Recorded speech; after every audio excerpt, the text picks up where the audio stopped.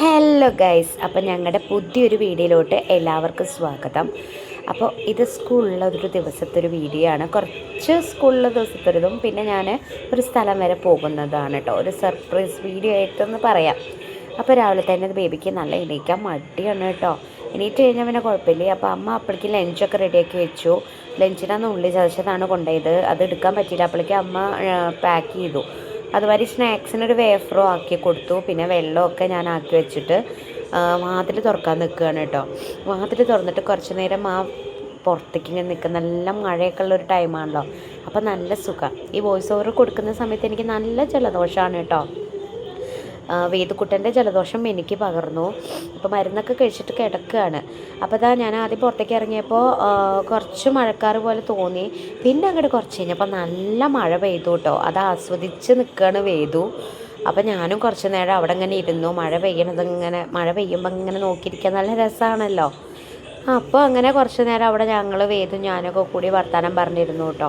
പിന്നെ അത് കഴിഞ്ഞിട്ട് അച്ഛൻ വന്നിട്ടുണ്ടായിരുന്നു. അപ്പോൾ അച്ഛൻ പോവുക എന്ന് പറയാൻ വരികയായിരുന്നു കേട്ടോ. ഇങ്ങനെ വേദുവിനോട് ഇങ്ങനെ ഓരോന്ന് പറയാൻ നിൽക്കായിരുന്നേ. അപ്പം അമ്മ ഇങ്ങനെ പറയുന്നു, വേദു ചാച്ചൻ പോവുകയാണ് കേട്ടോ എന്ന്. അപ്പോൾ വേദു പറയുക ചാച്ച പോണ്ട പറയണേ.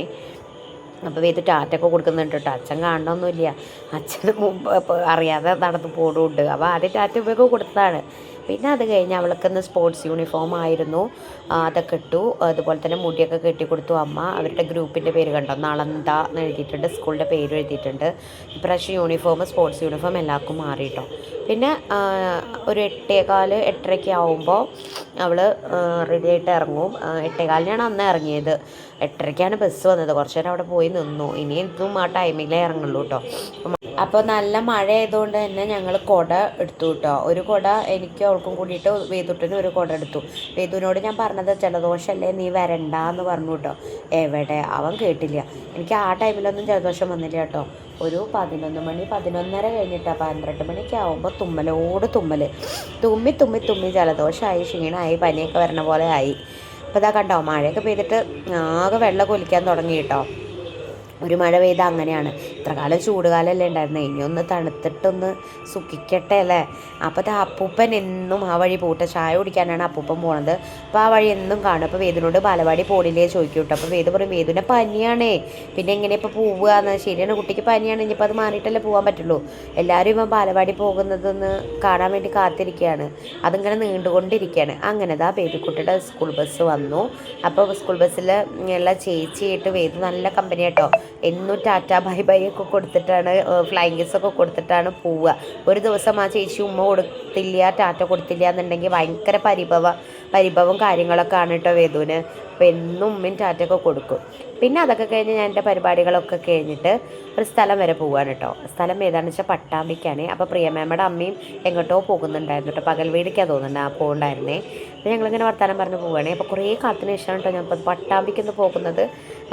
വെറുതെ പോയതല്ല കേട്ടോ. അപ്പോൾ പട്ടാമ്പി ഇറങ്ങിയപ്പോൾ എന്നോടൊരു കുട്ടി പറഞ്ഞു, ചേച്ചിയുടെ വീഡിയോസൊക്കെ കാണാറുണ്ട് കേട്ടോ പറഞ്ഞു കേട്ടോ. കുട്ടിയുടെ പേര് ഞാൻ മറന്നു. അങ്ങനെ സന്തോഷം തോന്നി. അപ്പോൾ പോകുന്നത് എങ്ങനെയാ സൈക്കിൾ നോക്കാനാണ് കേട്ടോ. എൻ്റെ മക്കളുടെ ഏറ്റവും വലിയൊരു ആഗ്രഹമാണ് സൈക്കിൾ വേണമെന്ന്. വേദുവാണ് കൂടുതൽ പറയണത്. ഇപ്പോൾ കുറച്ച് പറിച്ചിട്ട് നിർത്തിയിട്ടുണ്ട് കേട്ടോ. ബാംഗ്ലൂരാകുമ്പോൾ ശിവയുടെ സൈക്കിളൊക്കെയാണല്ലോ ഓടിച്ചാർന്നത്. അപ്പോൾ ഞങ്ങൾ പട്ടാമ്പിയിലെ 2 കടയിൽ നോക്കി വെച്ചിട്ടുണ്ടായിരുന്നു. ഒന്ന് ഈ പട്ടാമ്പി നീള ഹോസ്പിറ്റലിലേക്ക് പോകുന്ന റോഡിലുണ്ടല്ലോ, അവിടെ ഉള്ളൊരു കടയുടെ പേര് ഞാൻ മറന്നു കേട്ടോ. ആ ഒരു കടയിൽ ജസ്റ്റ് ഒന്ന് നോക്കി റേറ്റും കാര്യങ്ങളൊക്കെ അന്വേഷിച്ചു. നമുക്ക് ഫണ്ടും ഒരു പ്രശ്നമാണല്ലോ. എപ്പോഴും നമ്മൾ വിചാരിക്കും പിന്നെ വാങ്ങാം. പിന്നെ ഇവർ വലുതായിക്കൊണ്ടിരിക്കുകയല്ലേ. ബേബിക്കൊരു സൈക്കിൾ അപ്പോട്ട് 3 വയസ്സാകുമ്പോൾ സർപ്രൈസായിട്ട് വാങ്ങിക്കൊടുത്തായിരുന്നു. അതൊക്കെ വളരെ ആകെ നാശമായി, ചെറുത്തുമായി പോയി കേട്ടോ.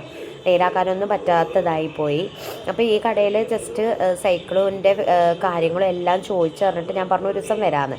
പിന്നെ ഞാൻ പോയത് നമ്മുടെ മേലെ പട്ടാമ്പിയുള്ള സവാരി സൈക്കിളിലേക്കാണ് കേട്ടോ പോയത്. അവിടെ ചെന്നപ്പോൾ തന്നെ ഒരുപാട് സൈക്കിൾ കണ്ടപ്പോൾ ഞാൻ വിചാരിച്ചത് കൊള്ളാലോ എന്ന് വിചാരിച്ചു കേട്ടോ. ഞാൻ മുന്നേ ഇവിടെയാണ് വർക്ക് ചെയ്തിട്ടുണ്ടായിരുന്നത് കേട്ടോ. സൈക്കിൾ കടയിലല്ല, ഫ്യൂച്ചർ പ്ലസ് അക്കാഡമി പറഞ്ഞ കമ്പനിയിലാണ് ഞാൻ വർക്ക് ചെയ്തിട്ടുണ്ടായിരുന്നത്. അപ്പോൾ അവിടെ പോയിട്ട് താഴത്ത് ഞാൻ ആ കുട്ടിയോട് കാര്യങ്ങളൊക്കെ പറഞ്ഞപ്പോൾ കുട്ടി പറഞ്ഞു മേലേക്ക് വരാൻ പറഞ്ഞു. എൻ്റെ വിചാരം ഇവിടെ താഴത്ത് മാത്രമേ സൈക്കിളുള്ളൂ എന്ന് കേട്ടോ, ഉള്ളൂ എന്നാണേ.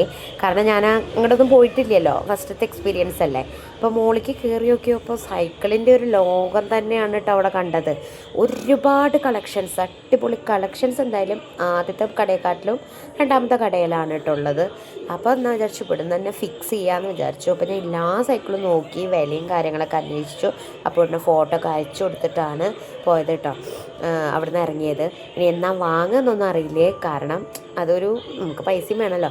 അങ്ങനെ ഞാൻ പിന്നെ ബസ് കയറാൻ വേണ്ടിയിട്ട് സ്റ്റാൻഡിൻ്റെ അവിടേക്ക് പോയിട്ടോ. സ്റ്റാൻഡല്ല, മേലപ്പെട്ടാമ്പി എന്നെ അവിടെ നിന്ന് ബസ് കയറാമെന്ന് വിചാരിച്ചു.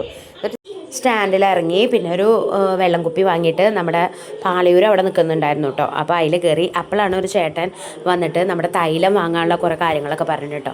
ചേട്ടൻ്റെ വർത്തമാനം കേട്ടപ്പോൾ എനിക്ക് നല്ല ഇത് തോന്നി. കാരണം എങ്ങനെ ആളുകളെ കൊണ്ട് തൈലം വാങ്ങിപ്പിക്കും എന്ന് ആൾക്കറിയാം കേട്ടോ. കുറേ പേര് എന്നിട്ട് ആ തൈലം വാങ്ങി കേട്ടോ.